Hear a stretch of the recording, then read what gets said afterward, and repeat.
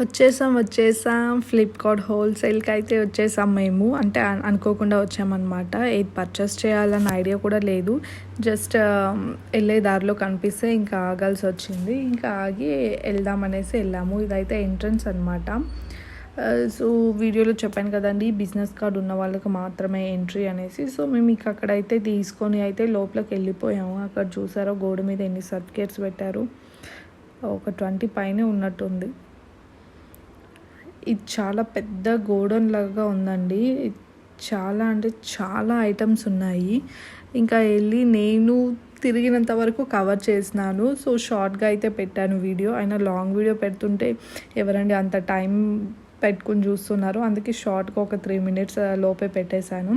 So ఇవన్నీ items చూసారా, steel items, soaps, paste, అన్ని గ్రాసరీ ఐటమ్స్తో సహా, laptops, bags, suit case, luggage bags, అన్నీ ప్రతి ఒక్క ఐటమ్ ఉంది ఇక్కడ. ఏ సెక్షన్లో ఏ ఐటమ్స్ ఉన్నాయనేసి ముందుగానే పైన అక్కడ చూసారా నేమ్స్ అయితే పెట్టేస్తున్నారు.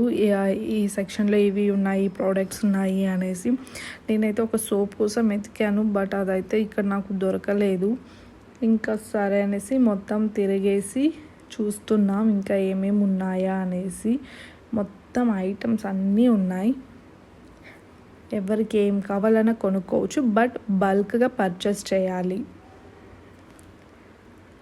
చూసారా ఎంత ఫ్రీగా ఉంది, చాలా ఫ్రీగా ఉంది. అక్కడ వర్క్ చేసే వాళ్ళు మాత్రమే ఉన్నారు, ఎవరో ఒక కస్టమర్ 1 or 2 మెంబర్స్ ఉన్నారు అంతే. ఇంకా అక్కడ వర్క్ చేసే వాళ్ళే ఎక్కువ మంది అటు ఇటు తిరుగుతూ ప్రోడక్ట్స్ అన్నీ ఎక్కడ ప్రోడక్ట్స్ అక్కడ పెడుతూ అంతా చెక్ చేసుకుంటున్నారు అనమాట.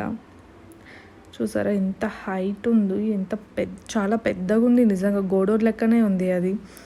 ఇక్కడ చూసారా అక్కడ ఏమేమి ఉన్నాయనేసి నేమ్స్ అలా పెట్టున్నారనమాట. అది బిల్లింగ్ కౌంటర్. ఇంకా అన్నీ చూసేసి ఇంకా కొనేది ఏం లేదు కదా అనేసి ఇంకా వెళ్ళిపోయాము బయటకి. సో ఐ హోప్ ఈ వీడియో మీకు నచ్చితే నా ఛానల్ని సబ్స్క్రైబ్ చేసుకోండి, లైక్ చేయండి, కామెంట్ చేయండి. Thank you for watching.